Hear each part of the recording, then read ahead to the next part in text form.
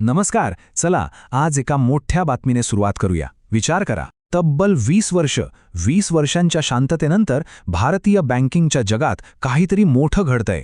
भारतीय reserve bank म्हणजे आपली आरबीआय शहरी सहकारी बँकांना पुन्हा एकदा नवीन लायसन्स देण्याचा विचार करत आहे. हो, 20 वर्षांपूर्वी जे दरवाजे एकदम बंद झाले होते ते आता पुन्हा उघडले जाण्याची शक्यता आहे. चला तर मग या महत्त्वाच्या विषयाच्या खोलात जाऊया आणि याचा आपल्या सगळ्यांसाठी नेमका काय अर्थ आहे ते सोप्या भाषेत समजून घेऊया. तर सगळ्यात पहिला आणि मोठा प्रश्न हाच आहे की तब्बल 20 वर्षांनंतर पुन्हा सहकारी बँका का? इतका मोठा काळ गेल्यानंतर आरबीआयला अचानक हा विचार करण्याची गरज का पडली? असं नेमकं काय बदललंय की ही जुनी बंद झालेली गोष्ट पुन्हा सुरू होण्याची चिन्ह दिसत आहेत? चला या प्रश्नाचं उत्तर शोधण्यासाठी थोडं इतिहासात जाऊया. पहिला विभाग, परवाने देणं थांबवलं तरी का होतं? आज काय होणार आहे हे समजून घेण्यासाठी 20 वर्षांपूर्वी आरबीआयने हे लायसन्स देणं इतकं अचानक का थांबवलं हे जाणून घेणं खूप महत्त्वाचं आहे. तर गोष्ट आहे 1993 ते 2001 या काळातली. तेव्हा आरबीआयने एक प्रकारे ओपन डोअर पॉलिसी म्हणजे सर्वांसाठी दरवाजे खुले असं धोरण स्वीकारलं होतं. याचा अर्थ काय? तर नवीन सहकारी बँकांना लायसन्स मिळवणं खूप सोपं झालं होतं आणि त्याचा परिणाम तब्बल 823 नवीन बँकांना लायसन्स मिळाले. पण या इनकंट्रोलेबल वाढीमुळे एक मोठी समस्या उभी राहिली. अनेक बँकांचं मॅनेजमेंट म्हणजे व्यवस्थापन खूपच कमकुवत होतं आणि फसवणुकीची प्रकरणंही प्रचंड वाढली. या सगळ्याचा परिणाम म्हणून अखेर 2004 साली आरबीआयला कडक निर्णय घ्यावा लागला आणि नवीन लायसन्स देण्यावर पूर्णपणे बंदी घालण्यात आली. आणि हे संकट किती मोठं होतं हे फक्त एका आकड्यावरून स्पष्ट होतं. 31%. हो, तुम्ही बरोबर ऐकलं. त्या काळात लायसन्स मिळालेल्या नवीन बँकांपैकी जवळपास 1/3 बँका म्हणजे प्रत्येक 3 पैकी 1 बँक काही काळाच बुडाली. विचार करा, लोकांचे किती कष्टाचे पैसे बुडाले असतील. याच भयानक परिस्थितीमुळे आरबीआयला इतकं कठोर पाऊल उचलावं लागलं. ठीक आहे, तर तो होता भूतकाळ. आता वळूया दुसऱ्या विभागाकडे. आजची परिस्थिती काय आहे? 20 वर्षांनंतर असं काय बदललंय की आरबीआय पुन्हा एकदा या विषयावर विचार करायला तयार झालीय? बघा, आजच्या घडीला आपल्या देशात एकूण 1457 शहरी सहकारी बँका काम करत आहेत. आणि यात एक इंटरेस्टिंग गोष्ट म्हणजे यापैकी जवळपास 57.5% बँका या स्तर 1 मधल्या आहेत. म्हणजे काय? तर ज्यांच्या ठेवी 100 कोटी रुपयांपेक्षा कमी आहेत. याचा सरळ अर्थ असा की या बँकिंग सेक्टरचा खूप मोठा भाग हा लहान स्थानिक बँकांनी व्यापलेला आहे. आता या बँकांच्या आर्थिक तब्येतीबद्दल बोलूया. इथलं चित्र थोडं मिक्स आहे. म्हणजे काही गोष्टी चांगल्या आहेत तर काही चिंताजनक. चांगली गोष्ट म्हणजे कॅपिटल रेशो म्हणजे CRAR 18% आहे. सोप्या भाषेत सांगायचं तर बँकेकडे स्वतःचा किती पैसा आहे हे प्रमाण 12%च्या टार्गेटपेक्षा खूपच जास्त आहे. ही एक चांगली गोष्ट आहे. पण चिंतेची बाब म्हणजे नेट NPA म्हणजे बुडीत कर्ज अजूनही 6.2% आहेत. म्हणजे दिलेली कर्ज परत न येण्याचं प्रमाण अजूनही जास्त आहे. थोडक्यात काय, तर एका बाजूला ताकद दिसते तर दुसऱ्या बाजूला धोकाही कायम आहे.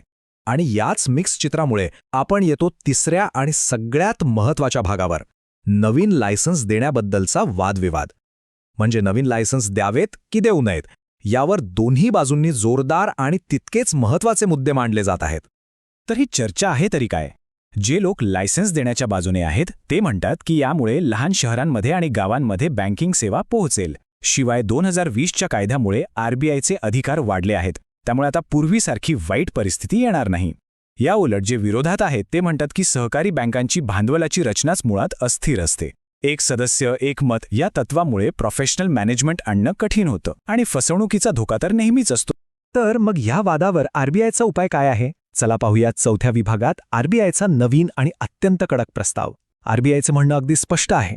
ठीक आहे, आम्ही दरवाजे उघडू, पण जर लायसन्स द्यायचेच असतील तर ते फक्त मोठ्या, आर्थिकदृष्ट्या मजबूत आणि अनुभवी संस्थांनाच मिळतील. दुबळ्यांना इथे जागा नाही. आणि ही कठोरता सगळ्यात जास्त कुठे दिसते? तर भांडवलाच्या अटीमध्ये. विचार करा, 2000 सालाच्या आधी मोठ्या शहरांमध्ये बँक सुरू करण्यासाठी फक्त 4 कोटी रुपये भांडवल लागायचं. आणि आता आरबीआयची शिफारस काय आहे? किमान 300 कोटी रुपये. ही वाढ कितीतरी पटींनी जास्त आहे. या एकाच आकड्यावरून आरबीआयचा फक्त मजबूत बँकांनाच संधी हा दृष्टिकोन अगदी स्पष्ट होतो. पण थांबा, केवळ पैसा पुरेसा नाहीये. आरबीआयने पात्रतेसाठी आणखी 3 महत्त्वाचे स्तंभ ठेवले आहेत. 1. सिद्ध केलेला ट्रॅक रेकॉर्ड म्हणजे अर्ज करणाऱ्या संस्थेने पतसंस्था म्हणून कमीत कमी 10 वर्ष यशस्वीपणे काम केलेलं असावं.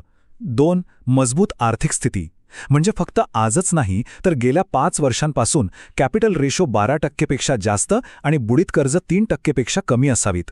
आणि 3. कामाची व्याप्ती. म्हणजे बँकेचं काम अनेक राज्यांमध्ये किंवा जिल्ह्यांमध्ये पसरलेलं असावं, जेणेकरून एका ठिकाणी काही अडचण आली तरी बँक कोसळणार नाही.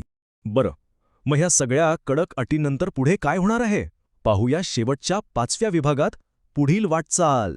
एक गोष्ट आपण सगळ्यांनी लक्षात ठेवली पाहिजे की हा अंतिम निर्णय नाही.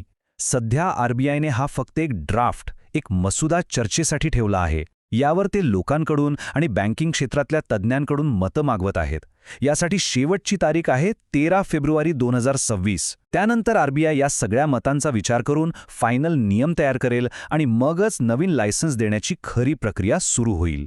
तर या सगळ्याचा आपल्यावर काय परिणाम होईल? सामान्य ग्राहकांसाठी, विशेषतः लहान शहरांमधल्या लोकांसाठी याचा अर्थ बँकिंगचे जास्त पर्याय आणि महत्त्वाचं म्हणजे सुरक्षित पर्याय उपलब्ध होऊ शकतात.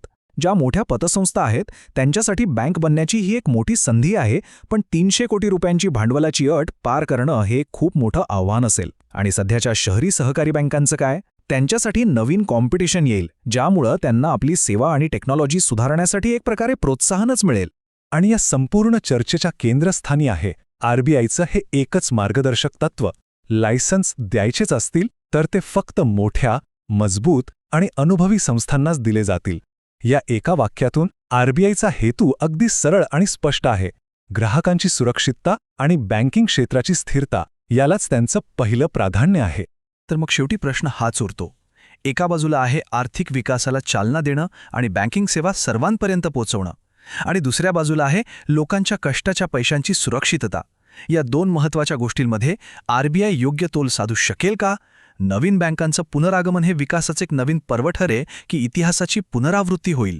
याचं उत्तर आपल्याला येणारा काळच देईल.